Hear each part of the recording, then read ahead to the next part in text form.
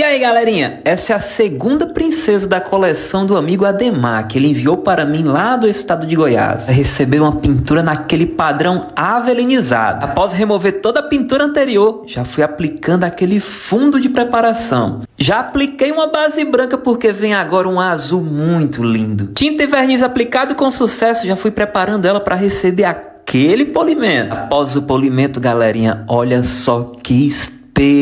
A gente já pode conferir como que essa princesa se transformou em um verdadeiro diamante. E este azul que o amigo Ademar selecionou para a princesa dele é muito lindo, né? Um tom de azul muito profundo e com bastante pérola. E com todo esse capricho avelinizado, ela virou um verdadeiro espelho. E se você quiser, pode enviar apenas o corpo para receber todo esse tratamento. E se gostou, não esquece, curte, comenta e compartilha. Valeu!